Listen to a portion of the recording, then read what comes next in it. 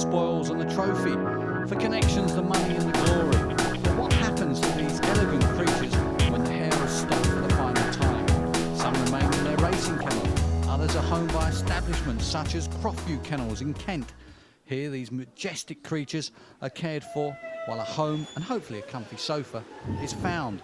But greyhounds as pets is about raising awareness, and it's not a straightforward task. First of all, the general public generally haven't even seen a greyhound before close up. They've seen them as a dot on the horizon, running around a track, muzzles on, mouth open, teeth showing. So they have this misapprehension that greyhounds are savage, vicious. Couldn't be further from the truth. When they actually come up here, they're so amazed at the character of the dogs, and the first thing they say is, "We never realised they were like this, they're so friendly."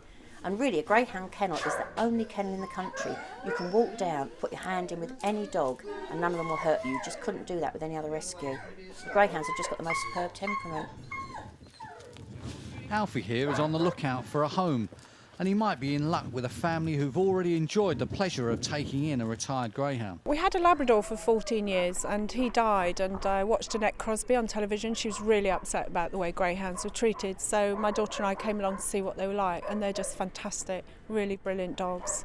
And after a few months of dog walking, we decided to take one home. He was called Eddie and he died about a month ago, so we're considering rescuing this dog today. So Florence, are they a cool pet to have? Yeah, definitely, of course, yeah. Well, as you say, I used to have a Labrador and they're lovely, but these are so much different and people don't appreciate what they're like, and because they just see them on the tracks, but they're cool. Cool they might be, relaxed they most certainly are. Nothing's a bother, as you can see. They are your original 40-mile-an-hour couch potato. Not necessarily when they first go home, obviously. They take a few weeks to adapt. And also, if you have a very young dog, they're going to need a little bit more exercise than, say, a 5-, 6-, 7-year-old would. But once they're home and settled, it's a hard job getting them off the settee. One man who took in his own retired greyhound is our colleague and Sky Sports presenter, Daryl Williams. She ran under the name of Lockham Rosemary. She used to run at Catford. She was just a grade, just a straightforward grader, but she had over 100 runs at the track. Catford closed down. We did try her at Sittingbourne, but naturally enough, when a greyhound's had that many runs around one track, it's difficult to move them on, and she just couldn't handle a different track, so we decided that it was as good a time as any to retire. She was just over 4 years of age at the time. But how she settled in? Really, really well. I mean, we'd never had a dog before, and we really didn't know what to expect, particularly the first day when we brought her home, but she seemed to settle in very, very quickly indeed. We've had a couple of months or so now, and I mean, she's just very much one of the family now. We've got a young child. We've got a 1-year-old. We had no qualms at all about letting the youngest go near the greyhound, and they get on very, very well together. And obviously the older children. I mean, my older daughter takes her for walks. She's settled in so quickly that she's probably forgotten that she was ever a racing dog.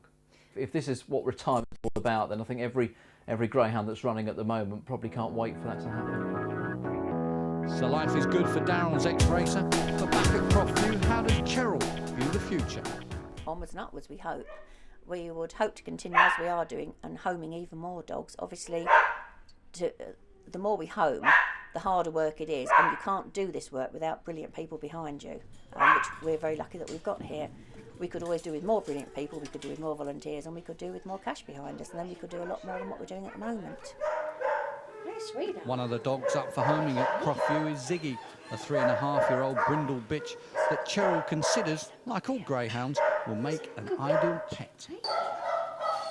Because they have the most fantastic temperament you will ever come across. Anyone that's ever had any breed of dog in the past and then goes to a greyhound thinks, my God, why didn't I have a greyhound sooner? Because they're loving, they're great companions, they're such easy dogs. They will fit in with any style of life, whether it be an elderly person or young children. They're so adaptable and they're so grateful for everything you give to them. They just make superb pets.